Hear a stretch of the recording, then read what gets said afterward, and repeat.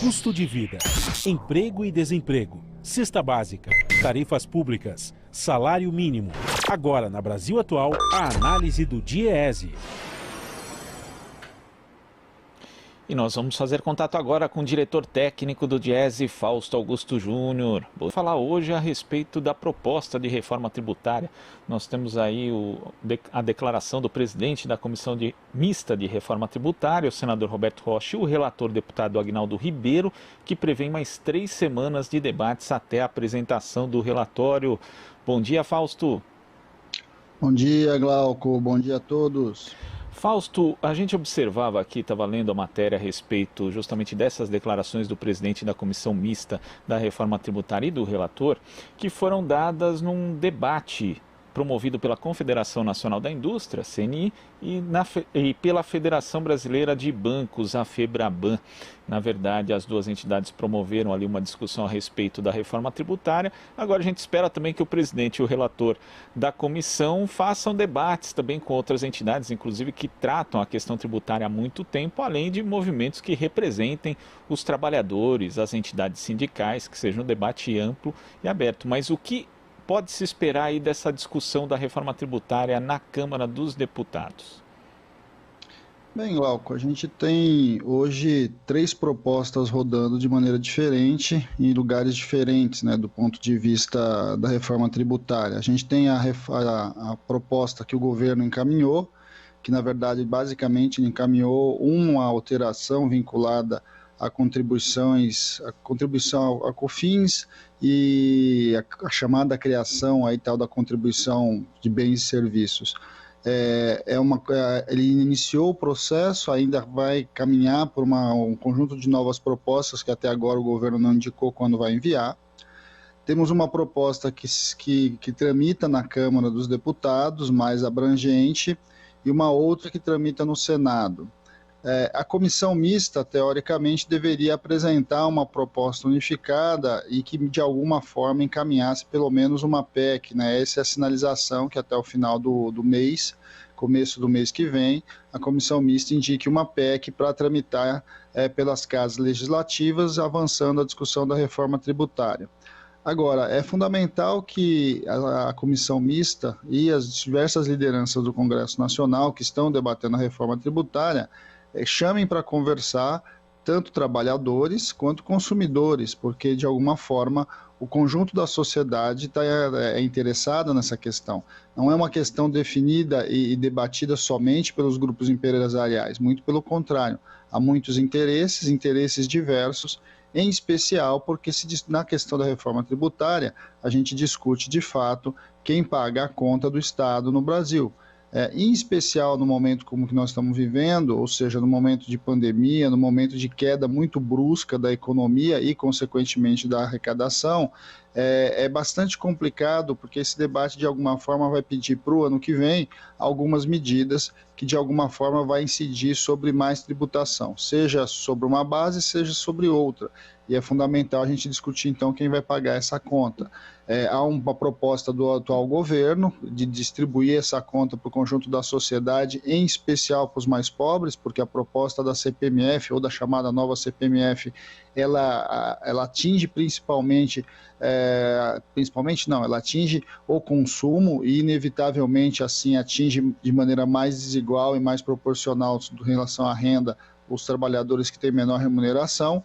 E é uma proposta já há algum tempo colocada na Câmara, já há algum tempo debatida na sociedade, que quem tem que pagar essa conta são os mais ricos, são aqueles que, inclusive, durante a pandemia, lucraram, né? E lucraram não pouco, lucraram bastante. Acho que esse é um debate bastante importante e é que é fundamental que a sociedade se coloque aí em debate.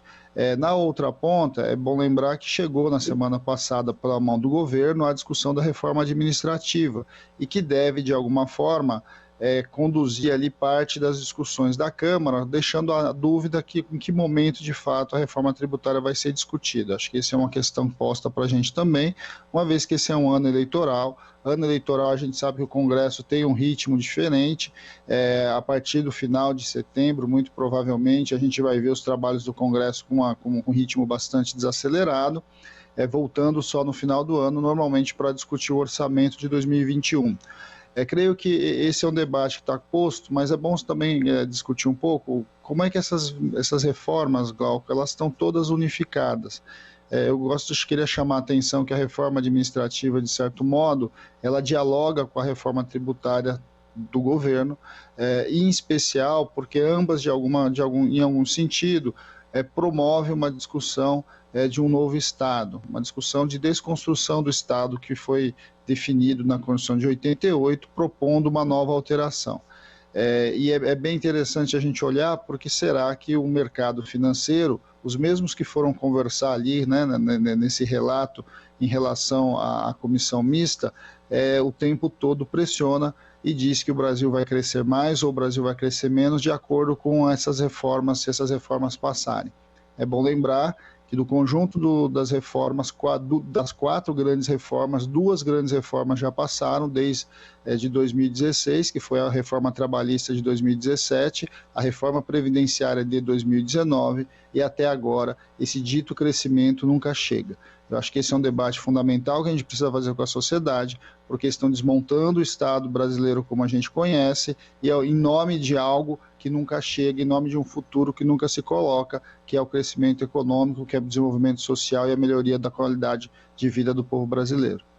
As reformas feitas até agora não trouxeram crescimento, não trouxeram também a prometida criação de empregos, e essas 2 reformas que você mencionou que elas se relacionam, Fausto, na verdade garantem também uma não discussão a respeito de outro fato importante, que é a lei do teto, porque mesmo que a gente tivesse uma reforma administrativa que fosse mais justa do ponto de vista da distribuição, né, do ponto de vista fiscal, ainda assim teremos limitação na aplicação de recursos que pudessem vir a mais aí em termos de receita por conta da lei do teto. Então a gente tem algumas discussões sendo feitas no âmbito da reforma, entre aspas, do Estado e outras não discussões, né, que seriam muito importantes para o Brasil, como essa da lei do teto, Fausto. Sim, e aproveitam a pandemia para empurrar basicamente a propostas que eles gostariam de ver implementadas. A lei do teto foi implementada com a primeira grande medida do governo Temer, após o impeachment da presidente Dilma. Ele impôs ali um conjunto de congelamentos de corte, congelamentos de gasto.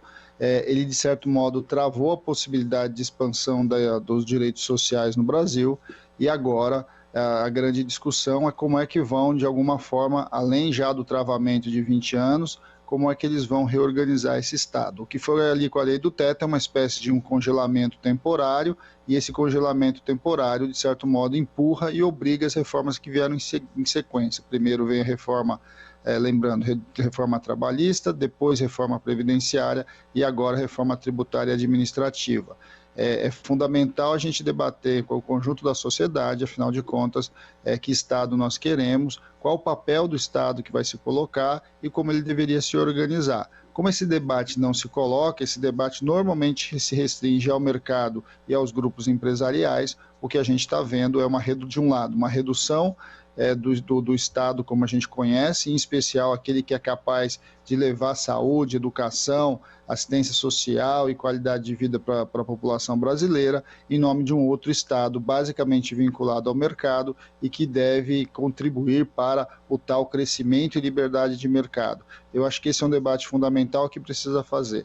No caso da reforma administrativa, chama a atenção, Glauco, a introdução dentro dos princípios da administração pública a ideia de que o Estado deveria ser subsidiário, ou seja, o Estado não é proponente, o Estado não é indutor, o Estado é subsidiário ao setor privado. Ou seja, esta alteração, que parece uma alteração simples, a alteração de uma simples palavra que se introduz dentro da Constituição, altera todo o sentido da construção do que foi feito a partir do artigo 3º e a partir do artigo 6º da Constituição de expansão dos direitos sociais. Ou seja, não caberia mais ao Estado, enquanto a gente conhece, ser o provedor desses direitos, mas simplesmente aquele que vai ditar, aquele que vai simplesmente complementar um papel que seria do setor privado.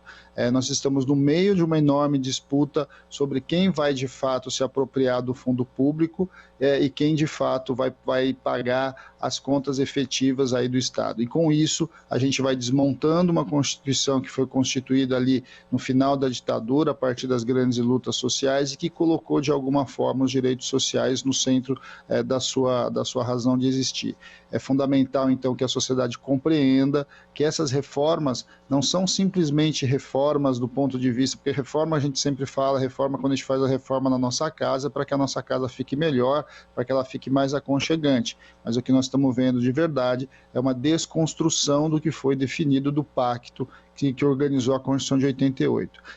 Eu insisto, chama bastante atenção porque que o mercado quer tanto reformas que na prática, depois de implementada, em nada melhoram a vida do povo, na verdade, na sua grande maioria, prejudicam e retiram direitos. Eu acho que esse debate precisa ser aberto, os parlamentares precisam abrir os espaços e os canais de discussão para além do empresariado, para além do poder econômico, porque o poder econômico, a gente sabe o que ele busca ampliação dos seus lucros, ampliação dos seus dividendos, independente das consequências que vai ter com relação tanto à sociedade em geral, à desigualdade, o desenvolvimento social e o meio ambiente.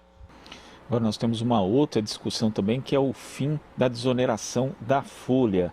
A desoneração que termina no final desse ano, o Congresso prorrogou a medida até o final do ano que vem, mas o presidente Jair Bolsonaro acabou vetando. Não se sabe ainda se esse veto vai à votação ou não. E segundo a Associação Brasileira de Empresas de Tecnologia da Informação e Comunicação, a Brascom, a reoneração pode acabar eliminando 97 mil postos de trabalho até 2025. Como que você vê essa questão, Fausto?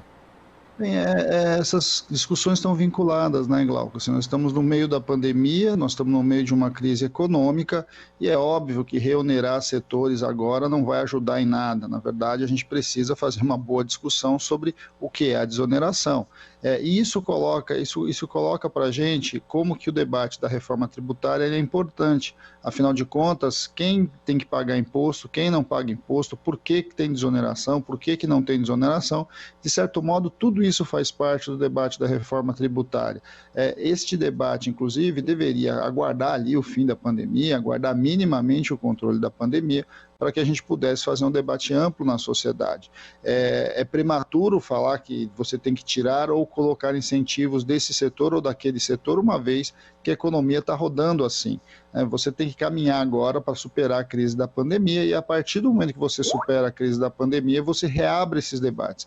É fundamental que a gente não seja pressionado pela crise da pandemia para fazer a discussão em relação aí a uma mudança de fato do que a gente entende da organização da sociedade e da organização do Estado brasileiro.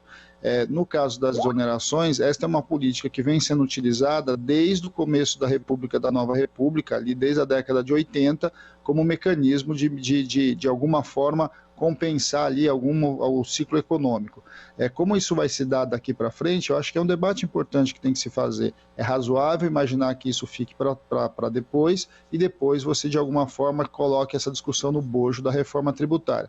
Neste momento, o fundamental é nós abrirmos a discussão sobre o pagamento ou sobre a criação de algum imposto, nem que seja temporário, sobre as grandes fortunas e sobre as super rendas, né, as grandes rendas, porque neste momento o Estado vai precisar sim de recurso para impulsionar a economia, para minimamente atenuar as consequências da pandemia que a gente sabe que está chegando ao conjunto da sociedade brasileira e de alguma forma alguém vai ter que pagar essa conta. A pergunta é por que novamente quem vai pagar essa conta são os mais pobres e não os mais ricos. Eu acho que a gente tem que abrir sim uma discussão do ponto de vista emergencial, do ponto de vista de como nós vamos lidar com isso ao longo desse segundo semestre, principalmente ao longo de 2021, mas não do ponto de vista necessariamente estrutural, como muitos defendem. Então, o ideal agora vamos arrumar as contas, essas contas precisam vir de alguma forma com arrecadação que tenha como origem